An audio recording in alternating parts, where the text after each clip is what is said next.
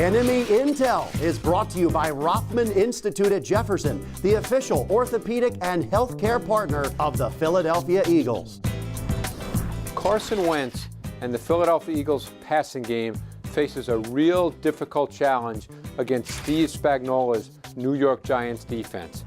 But what I really like to start with is sort of the maturity that Carson Wentz is showing. You saw that already with Coach DiFilippo talking about Carson Wentz and his performance against the Chiefs, another step forward in his development. And in order to really show you that, I think it makes sense to go back a year ago. Now, we know that one of the Eagles' staple route concepts is called dagger.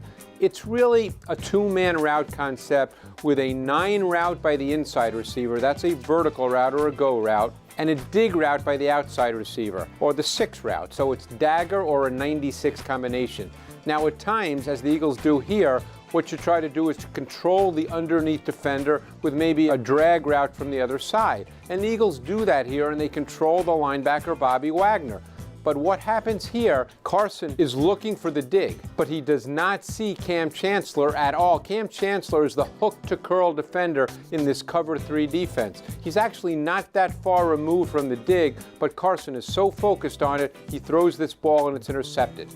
Now, the reason I showed this play is I want to go to the Chiefs game last week.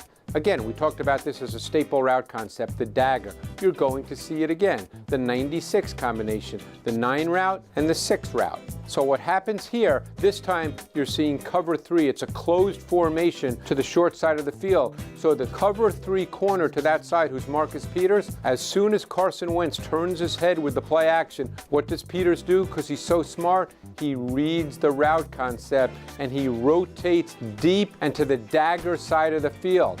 But Carson, when he comes out of his play-action fake, instead of just releasing the ball to the dig, he recognizes that Peters would be in perfect position to make a pick. So Wentz, instead of delivering the ball, runs. So he prevents a negative play and turns it into a positive play. That's just very representative of Carson Wentz's development. But as I said, the Eagles are facing a Giant defense that presents a lot of challenges, particularly with pressure, and it all starts with their front looks. You can see right here, this is an alert. Look how many people are on the line of scrimmage. So what you see here is the back is going to have to step inside because number 57, Robinson, the linebacker, he can't be blocked in this front. And this is so well disguised. Landon Collins, a critical piece in Steve Spagnuolo's blitz concepts, he's lined up, head up on Zach Ertz. There's no stacked player behind Collins, so he appears 100% to be a man-to-man defender. But what happens at the snap? He blitzes. Because the protection was set and cannot change, there is no one to block Landon Collins. He gets in clean for the sack. So this game presents a challenge for Carson Wentz, both from a coverage standpoint and a pressure standpoint.